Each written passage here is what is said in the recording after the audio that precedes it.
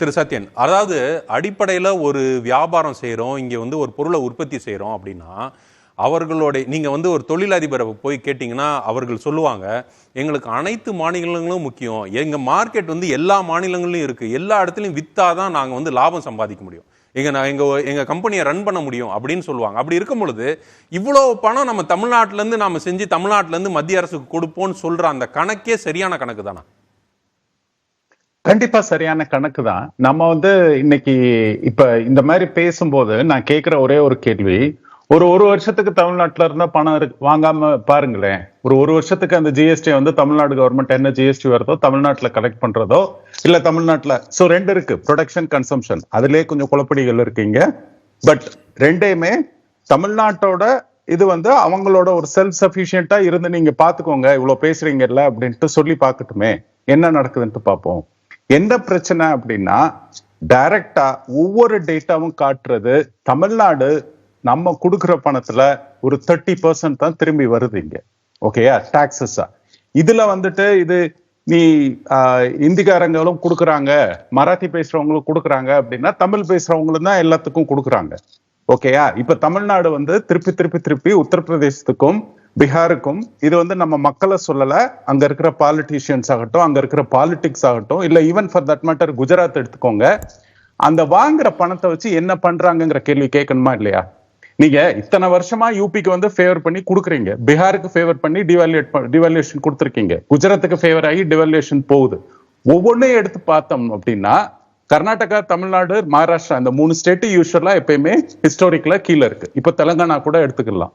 அதாவது நமக்கு திருப்பி வர பணம் அப்படின்ட்டு எடுத்து பார்க்கும்போது, அதாவது இந்த மாநிலங்கள் எப்பயுமே பணம் அதிகமா கொடுக்குறாங்க, குறைச்சு வாங்குறாங்க. இது வந்து டேட்டா தான் எல்லா விதத்துலயும் வந்து காட்டிக்கிட்டே இருக்கு.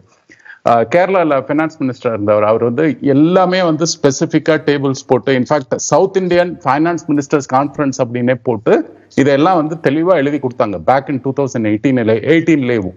இப்ப நம்ம எடுத்து கேட்டாலும் திருப்பி நம்ம கேட்கிற ஒரே கொஸ்டின், பணம் எடுத்துட்டு போறீங்கல்ல, அந்த பணத்தை வச்சு என்ன பண்றீங்க?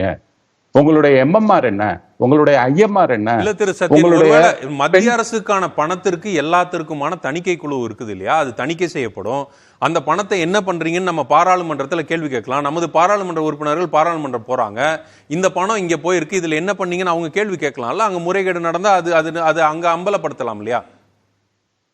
கேட்கலாம், ஆனா பாராளுமன்றத்துல இருக்க விடணுமே, சஸ்பெண்ட் பண்ணிடுறாங்களே. 150 பேரை இப்ப சஸ்பெண்ட் பண்ணிருக்காங்க. அதுக்கு முன்னாடி பேசினா இம் என்றால் சிறைவாசம், ஏன் என்றால் வனவாசம், இதுதான் நடந்துகிட்டு இருக்கு இன்னைக்கு தேதிக்கு.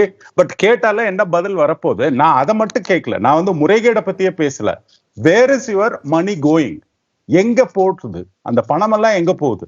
இதையே சொல்லிடுறேன். இப்ப நீங்க ராஜஸ்தான் எடுத்துக்கிட்டீங்கன்னா லாஸ்ட் ஒரு 20 இயர்ஸ்ல ஒரு ஓவராலா அவங்க இருந்த இடத்தை விட இப்போ ஓரளவு நல்ல ஒரு டெவலப்மெண்ட் வந்து அந்த ஸ்டேட்ல இந்த சில முக்கியமான இண்டிகேட்டர்ஸ்ல இருக்கு.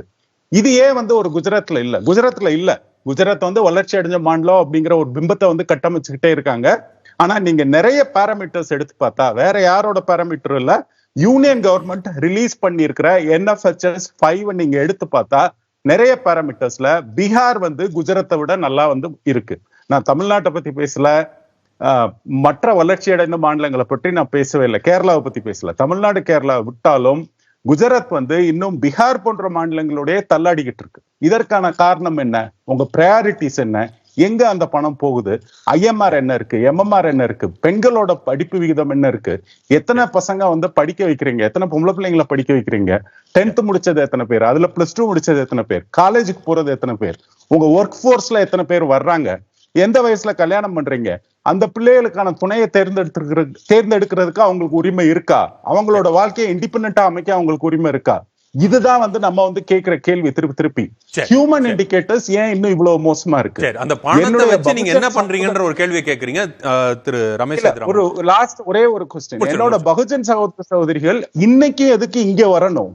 இங்க வந்து எதுக்கு வந்து வேலை பார்க்கணும்? நார்த்ல இருந்து ஏன் வந்து அவங்களை அந்த நிலைமையில வச்சிருக்கீங்க? சத்யன், ஆனா இதுல ஒரு சின்ன ஒரு மாற்று கருத்து இருக்கு. இப்போ சமீப காலமாக இந்த நிலைமை கொஞ்சம் மாறிட்டு இருக்குன்னு சொல்றாங்க. வட இந்திய தொழிலாளர்கள் இங்க தமிழ்நாட்டுக்கு வர்றதெல்லாம் குறைஞ்சிருச்சு. இப்போ கன்ஸ்ட்ரக்ஷன் பூம் வந்து உத்தரப்பிரதேசத்திலையும் ராஜஸ்தான்லயும் மத்திய பிரதேசத்திலும் பெரிய அளவு கட்டுமானங்கள் நடந்துகிட்டு இருக்கு. உத்தரப்பிரதேசல 10 வழிச்சாலைகள் 8 வழிச்சாலைகள் சொல்லி குறுக்க நெடுக்குமா உத்தரப்பிரதேச முழுக்க போட்டுக்கிட்டு இருக்காங்க. அவங்க எல்லாம் அங்க போக ஆரம்பிச்சிட்டாங்க. தமிழ்நாட்டுல இங்க வந்து ஆள் பற்றாக்குறை இருக்குதுன்ற பேச்சும் இருக்குது. அதுவும் ஒரு நிதர்சனம். வர்றேன், அது நீங்களே பதில் சொன்னீங்க. எக்ஸ்பிரஸ் வேஸ் மட்டும் தான் அங்க கட்டுறாங்க. அதாவது வளர்ச்சி அப்படிங்கறது எக்ஸ்பிரஸ் வே தான், வளர்ச்சி அப்படிங்கறது வந்தே பாரத் ட்ரெயின் தான் அப்படின்னு திணிச்சுக்கிட்டு இருக்காங்க. ஒரு சைடுல பாத்தீங்கன்னா